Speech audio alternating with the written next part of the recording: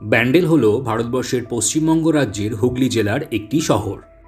Howrah station থেকে train পথে খুব সহজেই আসা যায় এই ব্যান্ডেলে। এছাড়াও শিয়ালদা স্টেশন থেকে বেশ কিছু ট্রেন আছে যার মাধ্যমে আপনারা সরাসরি চলে আসতে পারেন এখানে। স্টেশন থেকে বেরিয়েই পড়বে অটো স্ট্যান্ড। এখান থেকেই 20 টাকার বিনিময়ে শেয়ারে অটো নিয়ে চললাম আজকে আমার প্রথম গন্তব্য ব্যান্ডেল চার্চ দেখতে।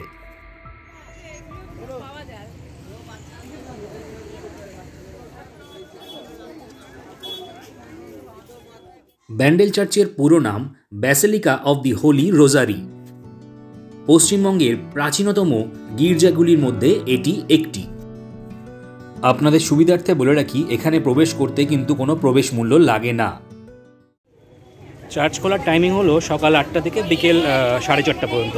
তো এই সময়ের মধ্যে আপনারা যে কোনো সময় এসে এই চার্চটি দেখে যেতে পারেন। ব্যান্ডেল শব্দটি এসছে বান্দার শব্দ থেকে, যার অর্থ হলো বন্দর। 16 শতাব্দীর মধ্যভাগ থেকে পর্তুগিজরা ব্যান্ডেল শহরটিকে বন্দর হিসেবে ব্যবহার করতে শুরু করেছিল। 1571 সালে তারা মোগল সম্রাট আকবরের কাছ থেকে হুগলিতে শহর নির্মাণের অনুমতি পায়। তখন থেকেই তারা এখানে বসবাস শুরু করে। 1599 সালে পর্তুগিজরা এই চার্চ নির্মাণ করলেও 1632 সালে মুঘলরা এই চার্চটি পুড়িয়ে দেয়। পরবর্তীকালে 1660 সালে গোমেজ দে সোটোর দ্বারা বর্তমান এই চার্চটি নির্মিত হয়।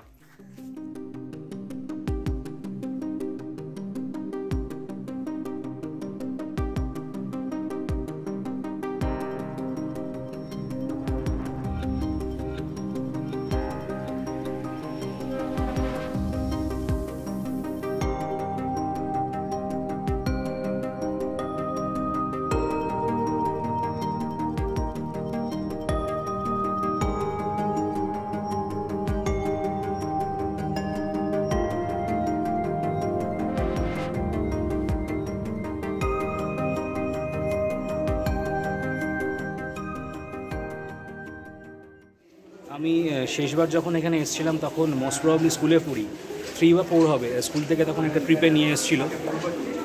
বহু বছর পরে এলাম, বেশ নস্টালজিক লাগছে। কিন্তু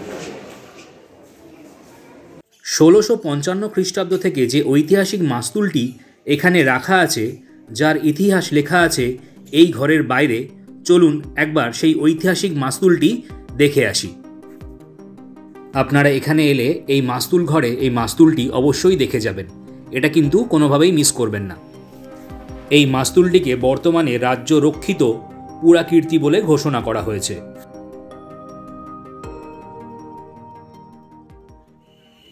চার্চের বাইরে বেশ কিছু হোটেল এবং রেস্টুরেন্টস আছে, আপনারা চাইলে এখান থেকে খাবার খেয়ে নিতে পারেন।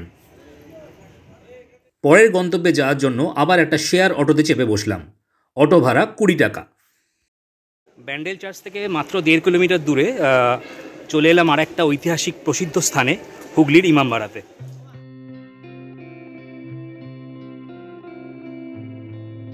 এখানে ঢুকতে গেলে কিন্তু পার হেড 10 টাকা দিয়ে টিকিট কেটে তবেই ঢুকতে হয়। 1841 সালে মোহাম্মদ মহসিন এই ঐতিহাসিক ইমামবাড়ার কাজ শুরু করেছিলেন এবং যা শেষ হয়েছিল 1861 সালে। এই জায়গাটা আমার ফার্স্ট টাইম, এবার প্রথমই এলাম এখানে, আগে কখনো আসিনি। মানে অসাধারণ আর্কিটেকচার, স্বচক্ষে না দেখলে বিশ্বাস করতে পারবেন না। এত বছর পরেও এত সুন্দর আছে জায়গাটা, খুব ভালো লাগছে কিন্তু দেখে।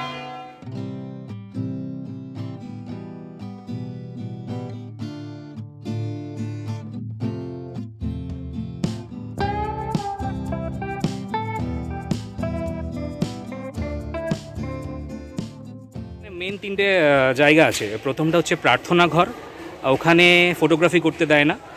সেকেন্ড হচ্ছে আপনার ঘণ্টাঘর, লাস্ট হচ্ছে সূর্যঘড়ি। এই সামনে এটা হচ্ছে উপাসনা কক্ষ বা প্রেয়ার হল। এর ভেতরে কিন্তু ভিডিওগ্রাফি বা ফটোগ্রাফি করা একদমই নিষেধ, তাই ভেতরের ছবি আপনাদের দেখাতে পারলাম না। এইবার আমরা যাব ঘণ্টাঘর দেখতে, যা মূল প্রবেশপথের 2টি টাওয়ারের মাঝখানে অবস্থিত। পুরুষ এবং মহিলাদের জন্য দুদিকে পৃথক সিঁড়ির ব্যবস্থা আছে। 152টি সিঁড়ি অতিক্রম করে তবেই শীর্ষে পৌঁছানো যায় 150 ফুট উচ্চতার এই ক্লক টাওয়ারে। এখানে 3টি ঘন্টা আছে যাদের চাবির ওজন প্রায় 20 কেজি। শেষের কয়েকটা সিঁড়ি একটু খারাপ, বাদবাকি কিন্তু নর্মালি ওঠা যায়, কোনো অসুবিধা হয় না।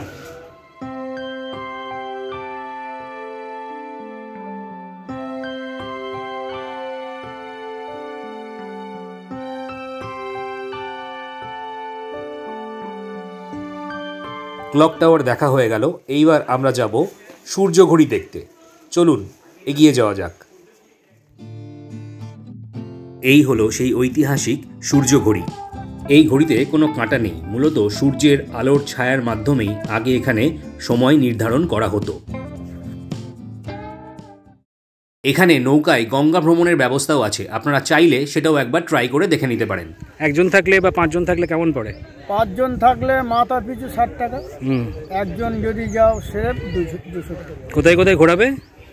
আপনি এইখানে 10-20 মিনিট ঘুরে এখানে আসতে পারবেন, আর আধা ঘন্টা যদি ঘোরেন ব্যান্ডেল চাষ 5 থেকে ঘুরে আসতে পারবেন। ওখানে লাভবেন না, ব্যান্ডেল চাষ 5 থেকে ঘুরে আসতে পারেন, আধা ঘন্টা হবে। এখানে বেশ কিছু খাবারের স্টল আছে, প্রয়োজন হলে আপনারা এখান থেকে খাবার খেয়েও নিতে পারেন। সকাল 8টা থেকে বিকেল 5টা পর্যন্ত সপ্তাহের প্রত্যেক দিনই খোলা থাকে। এবং এখানে ঢোকার সময় ওই যে টিকিটটা আমি কাটলাম 10 টাকা দিয়ে, একটা টিকিট কেটে এর ভেতর ঢুকতে হয়। এখান থেকে বেরিয়ে আমরা চলে যাব আমাদের পরের গন্তব্যে। একটা টোটো রিজার্ভ করে আমি এখন যাচ্ছি রাজহাট, যেখানে রয়েছে লাহিড়ী বাবার আশ্রম। আপনারা চাইলে শেয়ারেও আসতে পারেন। এই আশ্রমের টাইমিংটা একটু আপনাদের বলে দিই। সকাল 10টা থেকে দুপুর 12টা পর্যন্ত, তারপর বিকেল 4টা থেকে সন্ধ্যে 6টা পর্যন্ত। অসম্ভব সুন্দর একটা জায়গা, কুল কাম, প্রচুর গাছপালা, ওদিকে মিউজিক সিস্টেমে মিউজিক বাজছে।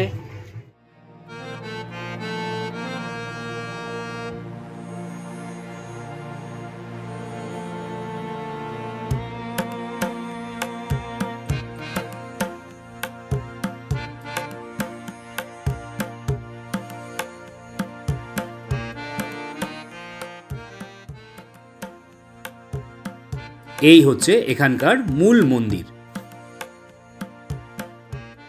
ভেতরটা দেখলাম অসম্ভব সুন্দর। ভেতরে ক্যামেরা অ্যালাউড নয়, সেজন্য আমি ভিডিওগ্রাফি করতে পারিনি।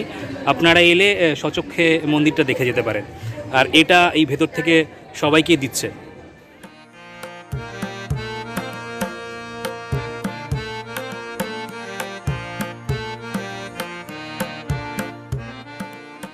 আজকে উইকেন্ড, তাই লোকজনের ভিড় একটু বেশি হচ্ছে।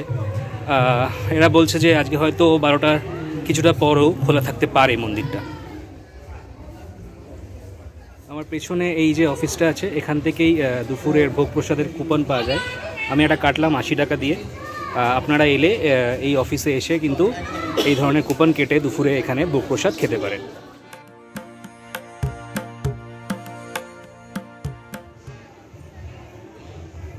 আমার পেছনে এই যে বিল্ডিংটা, যেটা আমি দেখাচ্ছিলাম একটু আগে, এখানে কিন্তু রাত্রিবাস করার ব্যবস্থা আছে। তো আপনারা যদি রাত্রিবেলা এখানে থাকতেও চান, তো যে অফিসটা থেকে আমি খাবার কুপন কাটলাম, ওখান থেকে আপনারা কিন্তু এই সম্বন্ধে যোগাযোগ করে নিতে পারেন। আর ডিটেলসটা আমি ডেসক্রিপশন বক্সের মধ্যেও দিয়ে রাখছি।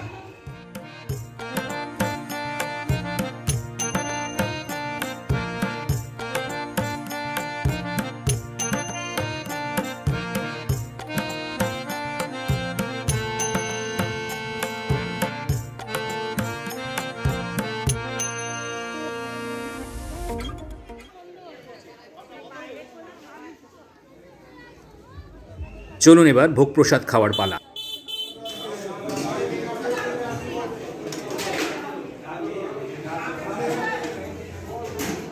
বসে গেলাম, দেখে নিন প্রসাদে কি কি আছে। ভাত, সবজি, ডাল, আলু ফুলকপির তরকারি, চাটনি, পাঁপড় এবং পায়েস। আপনারা প্রথমবার এলেন তো এখানে? কেমন লাগলো? না আমিও ফার্স্ট টাইম। কেমন লাগলো? ভালোই। একটু ওয়েট করতে হলো, আজকে উইকেন্ড, রোববার বলে ভিড়টাও অনেকটা হয়েছে। লাইনটা আপনাদের দেখালাম। অন্যান্য দিন কিন্তু এতটা ভিড় হয় না। আর সেকেন্ড থিং হচ্ছে খাবার দাবারের মান কিন্তু খুব ভালো। আমি কথা বললাম এখানে কয়েকজনের সাথে। আশ্রমের বাইরে প্রচুর স্টল আছে, আপনারা চাইলে এখান থেকেও কিন্তু খাওয়া দাওয়া করতে পারেন।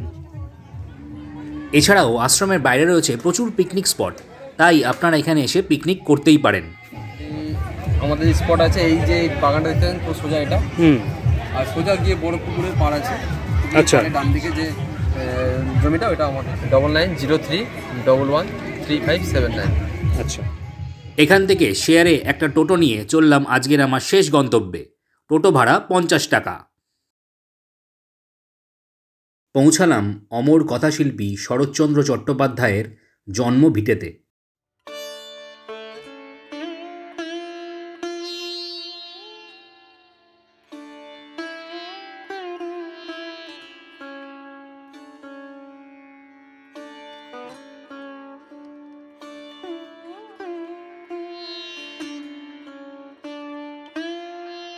তার পিতা ছিলেন মতিলাল চট্টোপাধ্যায় এবং মাতা ভুবনমোহিনী দেবী।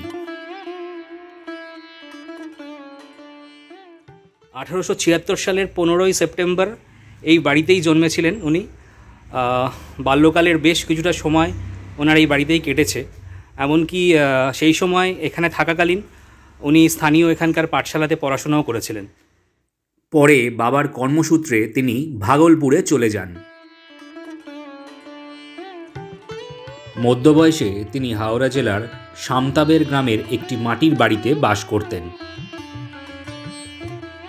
তার লেখা উপন্যাস, নাটক, ছোট গল্প, প্রবন্ধগুলি আজও ছোট বড় সকল পাঠকের কাছে খুবই জনপ্রিয়।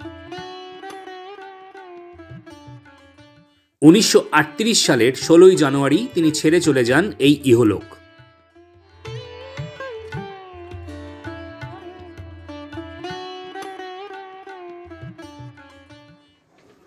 এই বাড়ি থেকে কয়েক পা এগোলেই আছে শরৎ স্মৃতি মন্দির। এখানে একটি পাঠাগার এবং সংগ্রহশালা রয়েছে। এখানে ভেতরের ছবি তোলা নিষেধ, তাই ভেতরের ছবি তুলতে পারলাম না। এর ভেতরে আছে ওনার ব্যবহৃত বেশ কিছু জিনিসপত্র এবং ওনার জীবনী ছোট ছোট মডেলের আকারে ডিসপ্লে করে রাখা আছে। আপনারা দেবানন্দপুরে এলে এই জায়গাটিও দেখে যেতে পারেন। দেবানন্দপুর থেকে আজকের পর্বটি এখানেই শেষ করছি। কেমন লাগলো অবশ্যই কমেন্ট করে জানাবেন, কিন্তু নালে কিন্তু আমি বুঝতে পারবো না যে আমার তৈরি ভিডিওগুলো আপনাদের ভালো লাগছে কিনা। সঙ্গে থাকুন, দেখতে থাকুন ভ্রমণপ্রিয় সুমন। নতুন একটা পর্ব নিয়ে আবার খুব তাড়াতাড়ি আপনাদের সামনে হাজির হচ্ছে। আচ্ছা, ওর নাম হচ্ছে গোপাল। আপনারা যারা আসবেন এখানে ঘুরতে, ওর কন্ট্যাক্ট নাম্বারটা দেওয়া থাকলো, ওকে ফোন করে নিলে ও কিন্তু আপনাকে ঘুরিয়ে দেবে সব জায়গাগুলো। নাম্বারটা আর একবার নোট করে নিন, 7990326891।